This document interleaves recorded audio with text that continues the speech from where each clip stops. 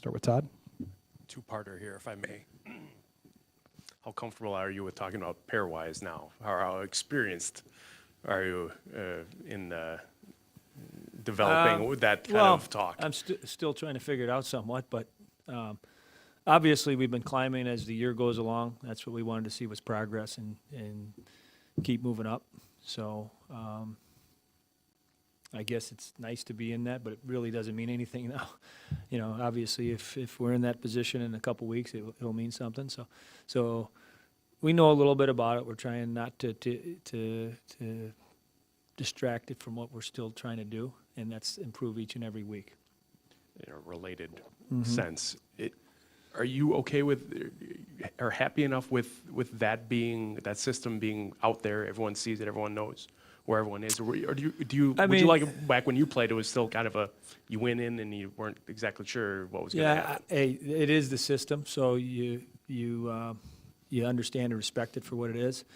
You know, it doesn't matter till the last day of the season, as far as whether you get a bid or not. And it doesn't matter for a team unless you're playing on the last day of the season when no other teams are. That's your goal as a college team. So those rankings and all that other stuff, you know, it sets up some nice matchups. It sets up, you know, really how teams are playing during the year. But it's how you finish, and it's you know, for us, it's been an indicator of whether or not we're getting better as the year's gone along.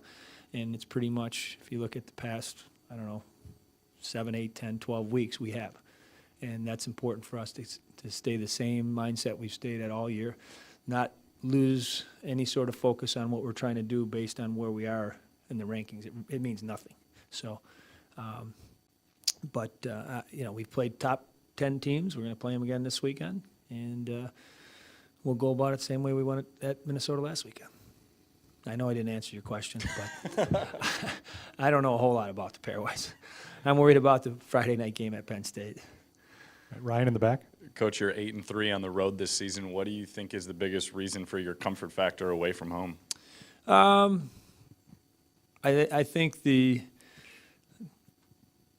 guys have stepped into tough buildings and played well. I think it started with our series at St. Lawrence and Clarkson, 2 tough buildings. We went in there, played 2 really solid road games. We've gained confidence in each other, and I think that's the thing that I've mentioned a few times during the year is you can have confidence in yourself, but when your team grows as a team, you have confidence in each other, and that's what I think's happened all year. The Minnesota environment last weekend was like an NCAA final game. The Badgers and Gophers, when they go play each other and you're playing for the Big Ten, you know, division lead, and you got a top 4 team playing in their building, the energy and the intensity of that series is as intense as you could have in college hockey. And we battled. I thought it was as exciting of a hockey series as you could have, as evenly as matched as you could have. Both teams had momentum at different points of the games. Both teams found a way to stay in the games. And, you know, I think that's just a confidence that we have in each other right now. So when you go on the road and you play in those environments, you look forward to those challenges. We'll have another one. This building we're going to play in this weekend is a tough place to play. It's a smaller building. Fans are right on top of you. It'll be energized. They're playing to try and move up in the standings, and we're trying to continue to grow as a team as we have been, and it'll be another exciting test for us. There were some concerns about how much you played in your own zone, especially Friday last weekend. How do you make that better? How do you develop that? I know you want to be the team that has the puck instead of the team that's chasing the puck. Well, the team we played is skilled as any team there is in the country. It's a big sheet of ice. We were protecting a 2-goal lead going in the third period. They had the 2 power plays. They got momentum and energy from that. I think that's where you saw a lot of the zone time. I don't think it was as much zone time as it looked like on the shots. They threw the first 2 periods. They had chances to shoot the puck. They didn't. In the third period, every time they crossed the line, they directed it at the net. And what I loved most about that period was our willingness to block the shots. We talked about it after the game. Everybody that watched the game saw us, you know, sacrifice ourselves 19 times in the third period. Is that what the blocks were? That's incredible. And you know, they wanted to win pretty bad, Minnesota. They threw everything they could at us, and and we did everything we could to keep it out of the net and preserve the victory. So you don't want to spend that much time in your end, but you also have to respect your opponent and understand the way the game was going. Being down by 2 and getting those power plays definitely gave them momentum and some zone time that we had to fend off, and really right till the last second, just like they had to do against us on Saturday night. I mean, we had our plenty of chances in the third period to get even. They probably spent a little more time in their end than they would have liked, but I think when you look at that series and what you saw was exactly basically what you saw in our building. When Minnesota plays Wisconsin and where we're at right now and where they're at, it's going to be an entertaining game. Both the games here were as exciting as you could have for college hockey, and that's really what both programs are. They want to see end-to-end action. You want to see a battle. You want to see guys diving in front of shots. You want to see great saves, great plays, and I think we saw all that. Brian. Sorry. The last time you played Penn State, since then, Yes. you've played pretty well. So I remember you being in here saying, okay, we've got to learn from that. It certainly seems like you have, haven't you? And can you apply what you've Yeah. learned now to maybe Yeah, get a little I revenge? think the one weekend we had at Penn State was, and they played better than us that weekend. And hats off to their effort. They were the desperate team that was coming off of their first couple tough weeks of the season. They responded the way an elite team would, and we weren't ready for it. I think we were not as sharp, and there's areas that we need to be better at against them. I think in the last 2 weeks, we've been really solid. We've competed, we've battled, we've put ourselves in a position from the physical part of the game to a different level than we had against Penn State. So I think that'll be really important that we follow through. That's a smaller building. It'll be a much different game than we just saw at Minnesota. But I think we're in a better place than we were when we played them a few weeks ago. When you look back at that, were guys taking things for granted a little bit at that point? It just won 5 in a row. Things were looking good. You're on a roll. And then, like you're saying, a team like that comes in. Was that the case? They at all? played more desperate that weekend. That's fair to say. Should that happen? No, but again, it's part of the process. We're still learning about our team. We've pretty much said that all along as well.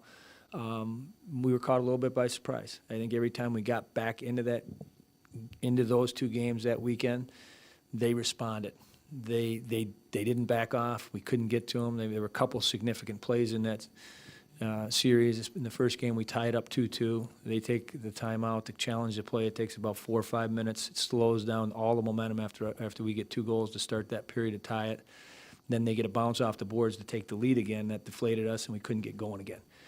Same thing happened in the second game. When we got things going, they found a way to stall us. So we'll have to find a way to be more consistent, keep our energy level going. And, if you look at the Minnesota game, first shift of game 1, they score from behind the goal line. Didn't phase us. We went and played, got back in the game, played. Finally, we were able to take the lead, have a great second period. So we didn't get phased by something wrong happening. The second game, we fall behind 2-0. No problem. Keep going. We tied up. So it was a little bit different approach to how we played and responded to bad things happen than when Penn State series was in here, where when things didn't go our way, Penn State used that to their advantage and we couldn't get going again. So I think that'll be important in this series. It's a 60-minute game. If they score or if they get a bounce or anything, we got to get right back after it, because that's what when we're successful, we're able to turn the tide and get right back out there and stay with what we do well. Just a big picture question here. What is the emphasis or the increase of blocking shots done to change the game in the last 20 years, whatever it's in? Because guys, it wasn't as big of a part of the game, mid 80s, maybe early 90s, and then it just became expected. And, Correct. And you've seen offensive numbers drop, shots on goal probably down a bit. How is that really reformed Well, things? I think the more competitive and the more depth teams have, the more competitive it is for ice time. The more you get players willing to do that defensively, the more from a coaching perspective or you're going to play those players. So I think that part of it has something to do with it. I think the certain NHL teams were big on it. You remember Rangers and Tortorella's teams, 7, 8 years ago, where they had 3 layers of shot blockers. And that kind of changed how everyone, looked at how to play in your own zone. You don't need one shot blocker now. Now you need multiple layers of shot blockers. So I think that was a big influence on it. And the equipment hopefully is better and more protective to be able to stand in front of them a little bit easier than you used to be able to when it wasn't quite so protective. That might be another, difference in it. But it's certainly become a big part of it. Teams that are willing to do that consistently, and when you got straight across the board, we got our captain doing it. If your captain does it, no matter what position you're in, you better follow the lead. And I think that's a big influence on our willingness to block shots is when Luke's laying down in front of a shot, in a game in the middle of December, that we might be leading by 3 goals. Everyone's looking at him like, what are you doing? Well, he's doing what he's supposed to do. And I think that example being set by your captain and a young player that's supposed to be a goal scorer and an NHL player is willing to block shots, that pretty much sends through your entire roster, boy, I better be out there blocking them too.